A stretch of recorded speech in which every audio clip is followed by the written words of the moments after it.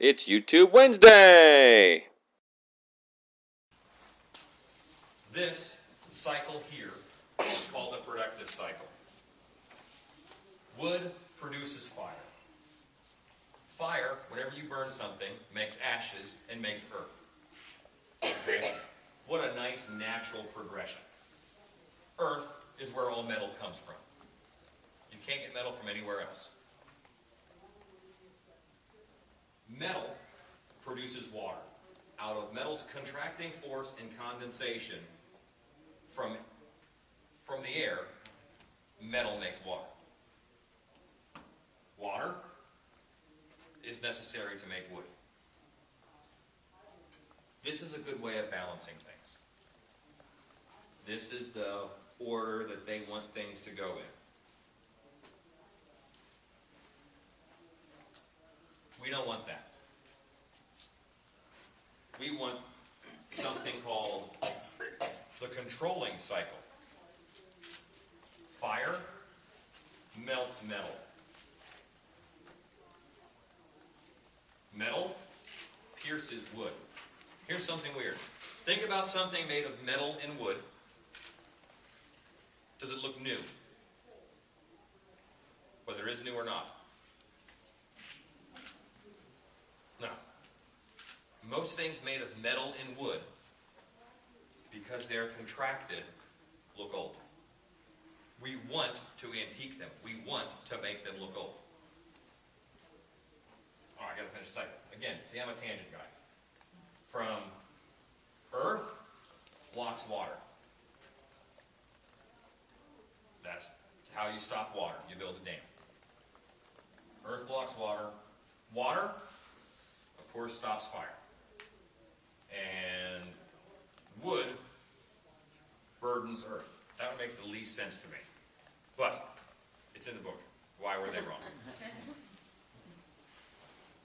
This cycle here is what we care about.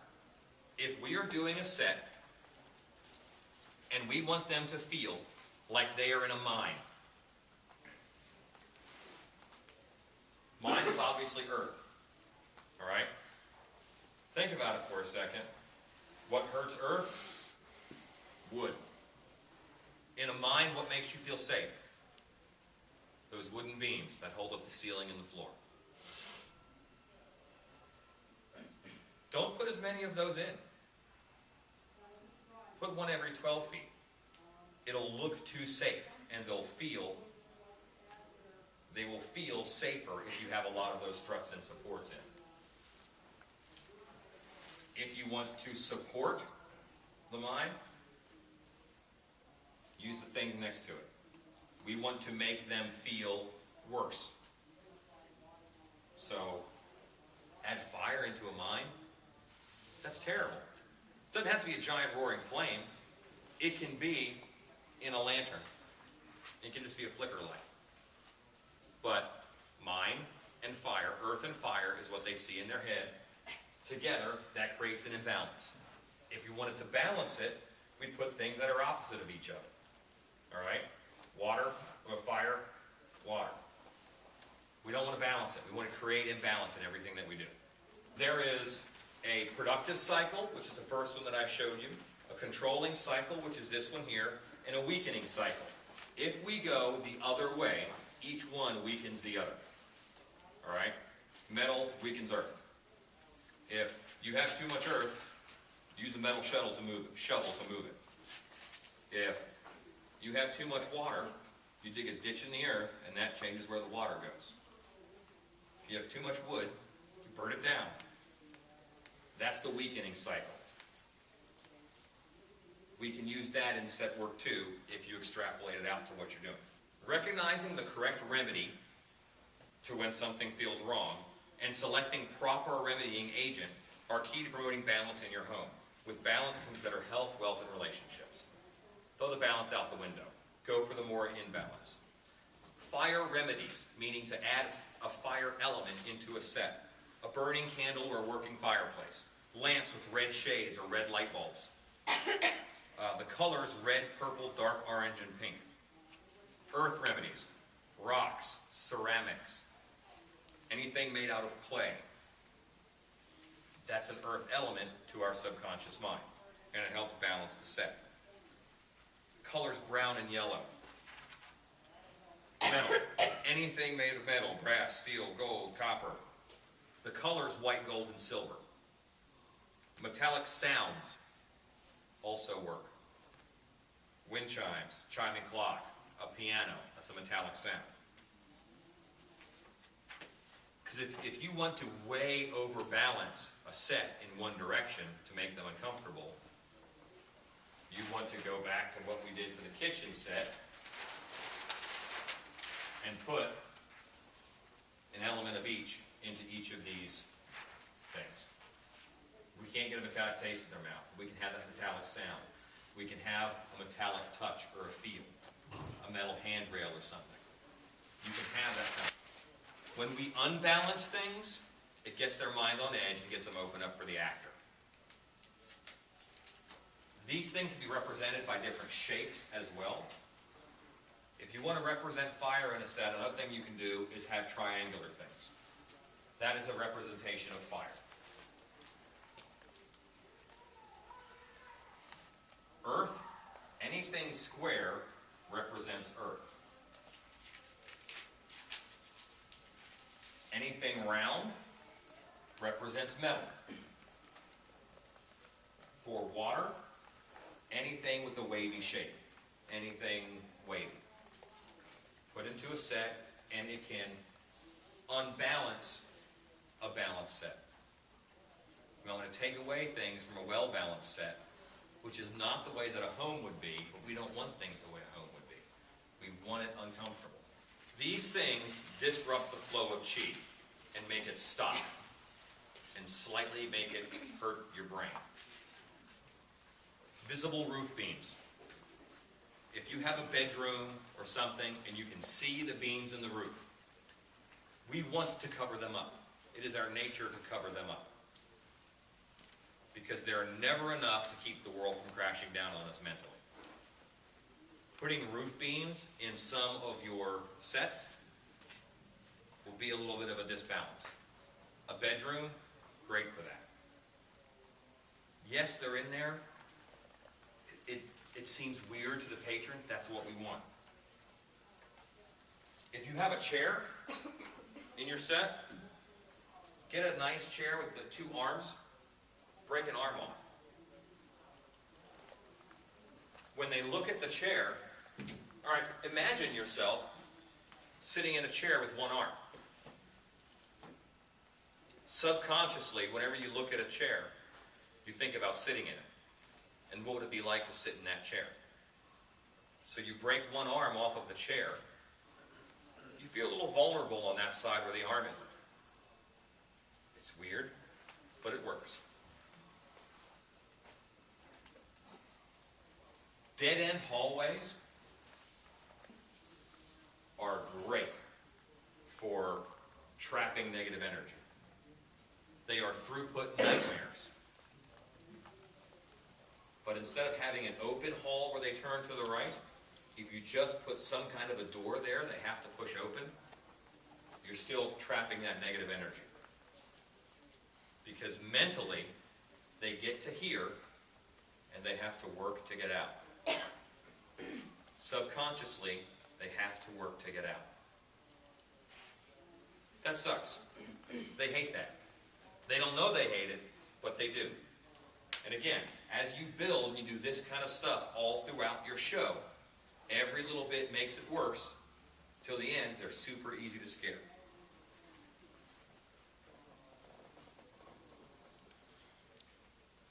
In a bedroom,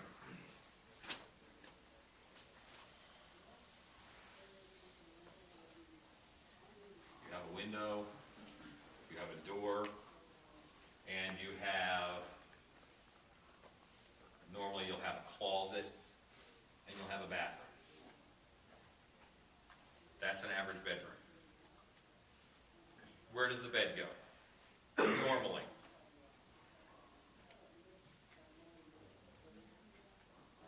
Maybe right here. Okay? And that's a great, comfortable place to put a bed. In your haunted house, you want to put the bed right here under that window.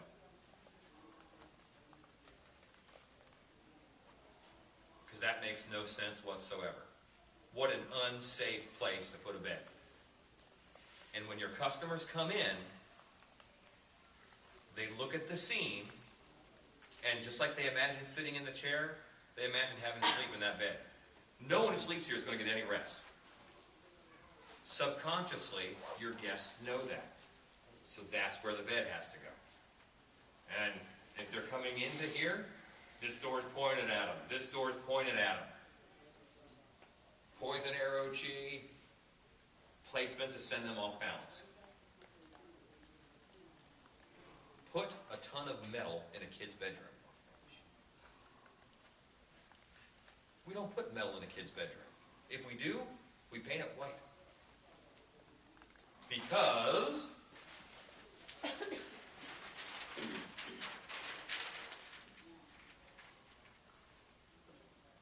color white, white hot fire, balances that out. It balances out the metal. Don't balance it out. So put iron everything that you possibly can in the kid's bedroom, because it's disturbing to people. We don't want that. Another thing that blocks shape, any triangular shaped room. We don't build furniture for triangular shaped rooms. We are not comfortable in triangular shaped rooms. In the Dallas-Fort Worth area where I live, there is one town, most towns are set up on a fairly square grid. There is one town that sucks. It's because they are set up, when everything else goes this way, here's the main highway, here's the main highway, they are set up on a triangular grid. They're off kilter from everything else. That's Garland. Garland was pointed out in Zombieland as just kind of generally sucking. Remember the beginning of Zombieland? He said, this is Garland. You might think it was destroyed by the zombie apocalypse, but no, that's just Garland. Garland is set up on that triangle. No one's really comfortable in a triangle. So use triangular rooms. Why is no one comfortable in a triangle? Because whenever you make a triangle, you make 3 opportunities for poison arrow chi. Whereas with a square, it's not near as sharp as this or this or this. So it's a more comfortable shape. When Lord of the Rings came out, everybody was thinking, oh, that nice round door, that nice round hallway. What a comforting shape round is. Hard to build round, but it's very comforting. It's comfortable. You feel stable. You feel like you're in a womb. We don't want that. Go triangles.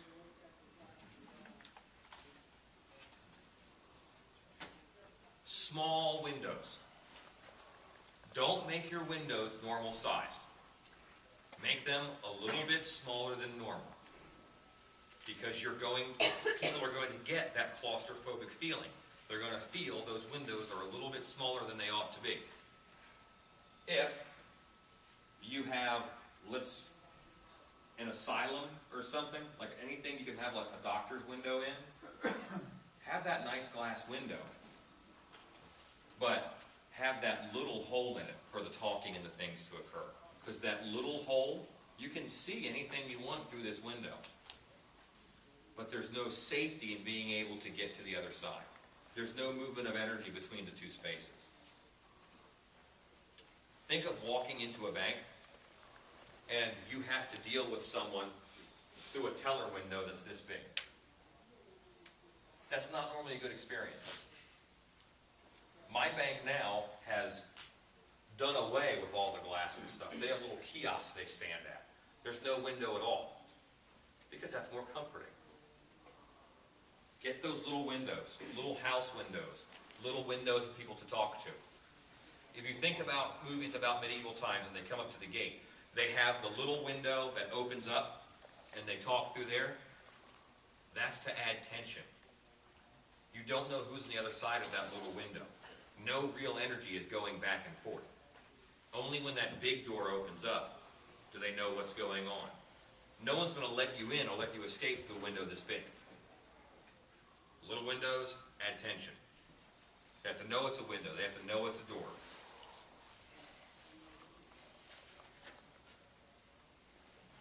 If you do a living room or a parlor set, the kind we would do an unbalanced mantle and fireplace in, when they enter the room,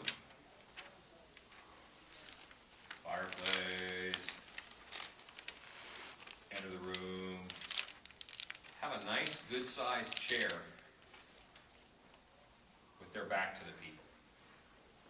It's that scene in the movie where they're creeping up to the chair and you don't know if someone's in the chair or not.